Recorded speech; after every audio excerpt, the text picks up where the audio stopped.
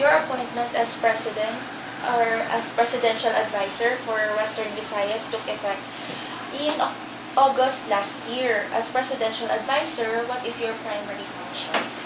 Okay. As presidential consultant for Western Visayas under Office of Presidential Assistant for Visayas under kay Secretary Mike Dino, my function basically is Western Visayas concerns. I will be submitting my reports monthly to the Office of the President and at the same time to the Office of Presidential Assistant for the Visayas or OPAC.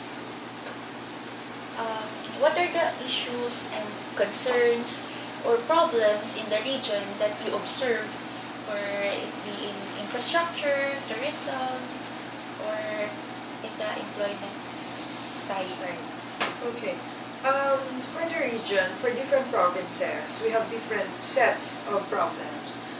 If you are asking me if it's tourism, if it's employment, if it's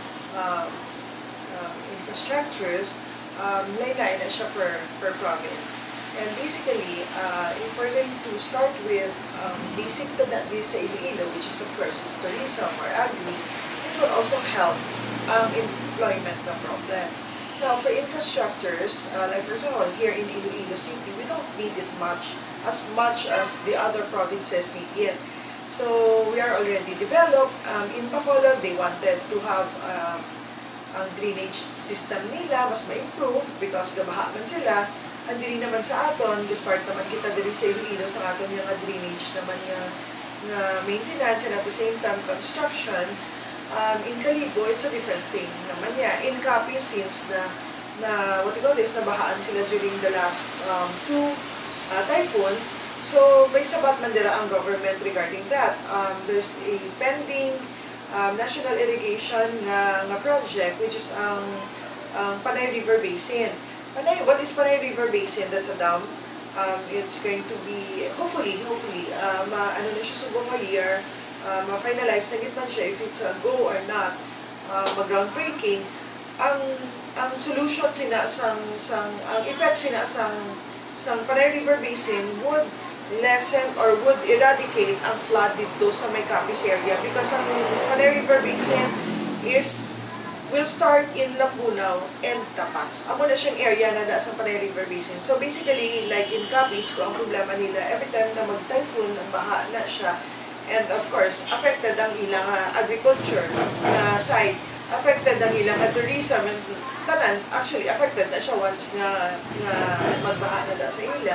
So, ginadress naman na siya through that project. And at the same time, sa aton naman, sa agriculture, diri sa aton sa Iloilo province, irrigation sa aton nga farmland, I think, na-address naman na siya through sa aton nga hala or dam nga project naman sa national government.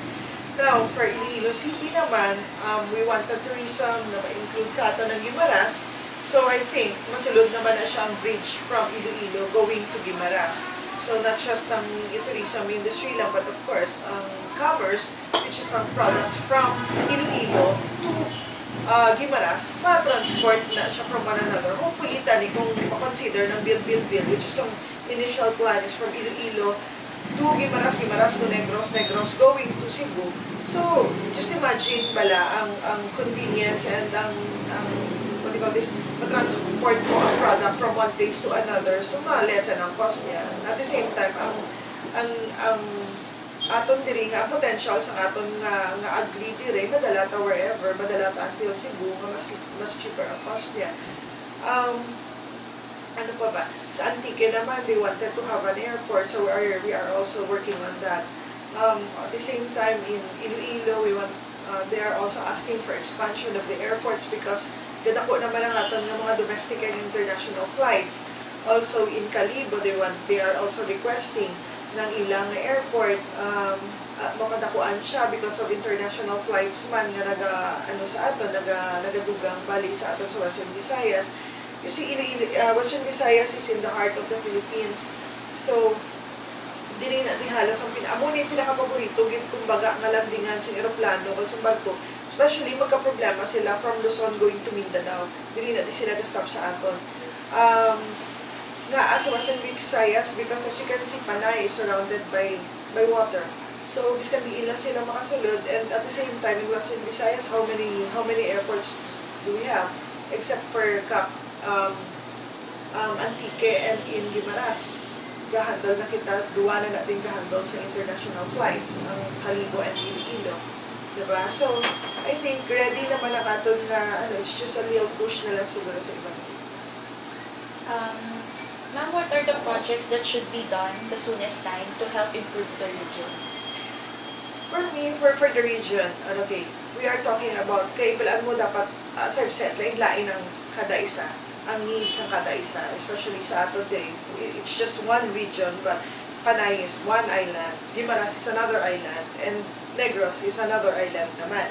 So, for me, in order na ma-address na siya, like for example, ang diriya sa aton sa Western Visayas, this is for everybody ha, ang aton diri nga health.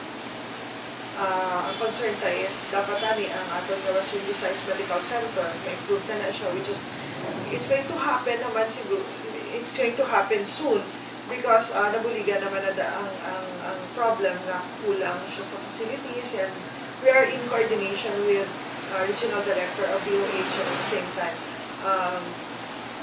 directors ng hospital. We are also addressing man like binapabuligan ta na sa kay Secretary Mike, Secretary Mike, isa man ka-secretary nga wala man kapahuway bala. At the same time, kadasig, ang coordination from his office going to the office of the President, kadasig and ang results kadasig man, the Malasakit Center. What is Malasakit Center? It's a one-stop shop. Sino mabuligan sa Malasakit Center? Tanan, our less fortunate brothers and sisters na nabudlayan gid kung kisa because why na sila kwarta na mag-process sa nila ng mga referrals. At least from sa one-stop shop, they're going to process one document sa tanan nga line agencies. Kaya because ang ara dira sa Malasakit Center tayo is DSWD, DOH, PhilHealth, DSWD. So ang ginaano na da is kung hindi kaya ng PhilHealth, kanto siya sa DSWD, ma-minus na naman na siya ang bill or mabuligan na naman na siya, and then going to DOH, and then at the same time because they are the ones who's going to provide for social workers through sa hospital naman, and at the same time PCSO. So PCSO gubulig man na sa aton ng mga medical needs and etc. So amo na siya bali ang aton nga Malasakit Center. Aside from that, kung ikaw man niya ang patient or ikaw man ang folks, hindi ka na ang masave mo that actually, the same services nga i-offer sa atong yung mga line agencies, it's just that, malapit na lang siya. Isa lang one-stop shop. Hindi ka na magkato sa, hindi na siya ng mga offices, and then you can save time, money, and effort. Ano pa ba ang aton ng mga concerns subong nga gina-address na pa? Of course, ang mga request sa aton regarding sa DPWH, mga sa tourism, may mga future kumbaga mga lugar na maging tourism sites, ga-offer man ang TIEZA na they can help with sa mga infras and mga roads nila bali or other infras nga needs sa mga lugar. And at the same time, we are also coordinating with the OT in Region 6. Actually, may ganing nga Western Visayas team na ginabuo na para i-promote ang Western Visayas. Kay tanan nariti actually, agree ang atong nga tourism sites. Lain-lain siya, pero kompleto siya from dagat, natural resources, ari gidi halos tanan sa aton sa Western Visayas Kagari din pinakatako worldwide, kilala ang Boracay.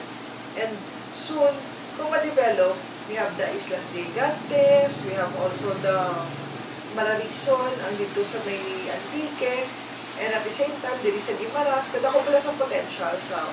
So, just kamay na nga push from the line agencies and coordination lang, I think malabot kita siya. You have said in one of your previous interviews that your mandate is also to be accessible and available to grassroots communities. So, what are the concerns that you have so far brought up to the Office of the President? Okay, ang mandate niya ginhatag sa aton is of course ang Western Visayas Concerns Stand. That means naabot sa Office of the President, of course, sa ang concerns daw sa health plan. That's why naging address through kinaddress si Secretary Mike because ang malasakit center is just for Visayas. So ginaddress na siya na pabutangan sa malasakit center. Actually, it's already approved and then gina-construct na lang and then ang mga sites na naman siya. Now, from our end, subong gabuli kita, like for example, may mga patients who needs referrals, gapadala na din sila sa akon sa mga documents and gabuli kita sa ila na makakuha mo sa referral letters from OPAV and then kita man ang nagapaprocess sa mga hospitals and at the same time sa DSWD or sa PCSO.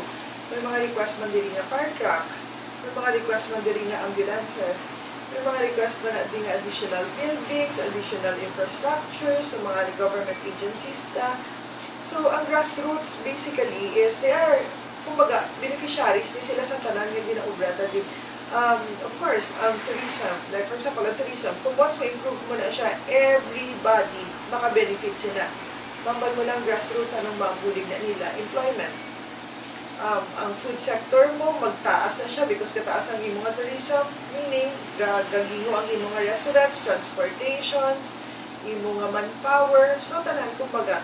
So, to address also the unemployment na aside, is of course dapat gagiho ang aton nga mga line agencies kay kada hulag na nila gabalos na siya kumbaga sa gabalik na siya sa grassroots kay once for example a rural area wala na siya na-discover, we have a beautiful sites there, kung ma-discover na siya or pwede na siya matamnan dira or may mga groups sila mga farmers, pwede naman na siya maging site na naman sa Department of Agriculture na may one project sila sa dira na area.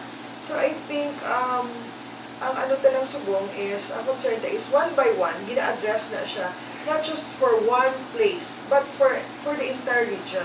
Kumbaga, ginapa-uniform ta na lang kumbaga, ang grasya nga ginahatag sa aton from the Office of the President, gina-uniform ni Secretary Mike sa Office of Presidential Assistant for Visayas, gina-uniform niya for the entire Visayas. Kaya gina-address ang tanan sa from the agencies down to sa grassroots, kumbaga. Okay. With the shabulized bedrock of illegal drugs tags, dismissal of former Iloilo City Mayor Jed Patrick Mabilog, there are Ilonggas who think President Rodrigo Duterte is putting down Iloilo. What can you say about this? I don't believe in that thing na the President is putting down Iloilo City or else hindi siya maghatag sa aton sa mga projects na soon i-enjoy sa mga Ilonggos. And at the same time, if you're going to put it in a positive side, ang Siapolay City was probably his words to encourage us and to open our mind, to open our eyes actually, na indeed, amo ni siya nakatabo sa Iloilo City. Wala takabalo na amo na siya kadalom sa problema sa drugs, if not sa halin sa President. Ako personally, wala din ko nakabalo. Kaamo na. I thought all the while it's a peaceful place, we are safe here, but wala takabalo nga amo na galit kadalom sa transaction na diri sa Iloilo. Imagine, halos tanan sa all the while abita mga turista, they are involved man, kagang mali, kasad man siya lang tawon, kag pamatian, sa Siapolay City kita. But if you're going to look at it on the positive side, gin-save kita sa President. Because makita taman kag ma-feel taman nga may nagbago-gid ya. Kag may nag-improve kumbaga sa aspeto nga na sa Siapolay City. Soon ma-achieve tagid man. Because I think sa line agencies naman, nag-double ang ila nga effort. Kumbaga, to campaign against illegal drugs. Kaya before, wala di ba? Medyo wala tayo kabalo mo nga amo na ya kalala sa sistema diri-diri sa aton. So, medyo wala siya na pagtuunan ng pansin. Kumbaga, siguro that time.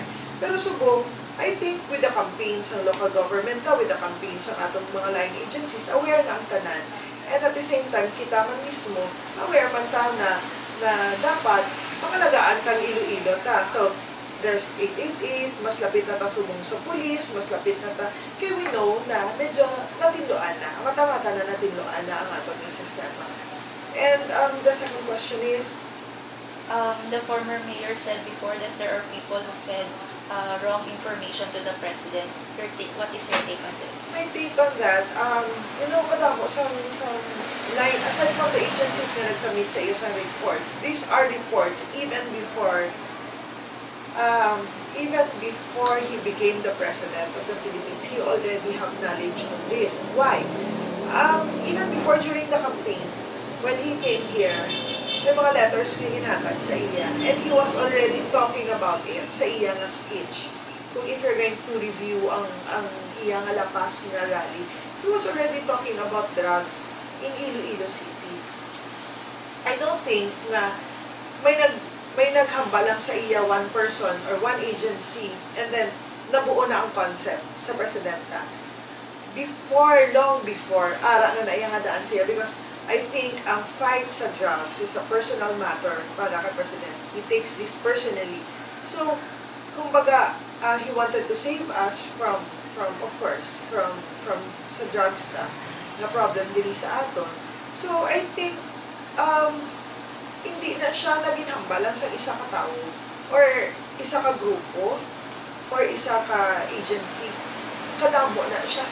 Kahit kadamo, mali siya sang kilala. And at the same time, ang reports, and at the same time, nakita niya, and at the same time, may naghahatag sa iya nga letters. Wala to siya kakilala kung kaday sino to. But I was there, nakita ko git sa babaw sa stage, I think he received 5 to 6 letters nag-a-ask sa iya some help regarding drugs. So, and then at the same time, kaya aging tawag niya nga siya Bulay City because out of 150, I think the 52 or 53 kita halin diri sa aton. So, probably, kung latawon mo sa ratio, that's 1/3. Kung balikan mo gid ang ginlawag yato ba na. So 1/3 halin diri sa aton. So probably na nabuo ng concept niya nga siya Bulays halin sa iya. But kumbaga ang likod sina, ang research sina kagang intel nga naglapot sa iya long before he became the president. I think sa iya. Why should Ilongga trust the president? Okay, why should Ilongga trust the president? No. For me, the president is a very hardworking president. He works until I don't know, 24 hours probably. Kung wala man siya hindi niya matutukan ng isa ka bagay, kadamo sang tao around him na nagatutok sina. Like for example, gamit kami, istorya kami, even sa Facebook, even sa, the help of social media. Kadako gini sa mabulig sa social media because anytime pwede ka ka-Viber sa ila, anytime pwede ka ka-send message sa ila, anytime pwede ka katawag sa ila. So probably, hindi mo man mahambal nga wala siya ginapabayaan ng Iloilo. Kaya because, ginapatutukan niya gid sa ato ng Iloilo City. And not just Iloilo City, but Western Visayas. Si Sir Mark, ginatutukan niya gid ang 3 regions under him. So, hari na ko ara pa si Sir Mike, and then at the same time, ang mga line agencies, subo makita niyo man, I'm sure makita niyo gid ang difference. In span of 1 year and a half, or almost 2 years sa June, kadako gid sa pagbago in terms of graft and corruption, in terms of fight sa drugs, kaya mo man siya ang basic niya gid nga ginaano kadako ni sa pabago niya sa Pilipinas, in terms of build nga project niya, di ba? So, kumbaga sa amo pa lang ng tatlo ka aspeto nga ni, makita ta na he is working very hard para ma-achieve niya ang better Philippines pagkatapos ng iya nga term. In fact, ang gusto niya gid gani ma-achieve is ang dungog talang sa international scene. Before daw ang panulukan sa aton siguro is not the same. Even ang mga international leaders, mga presidents, prime ministers, and lain ang pagtulok sa aton because of our president.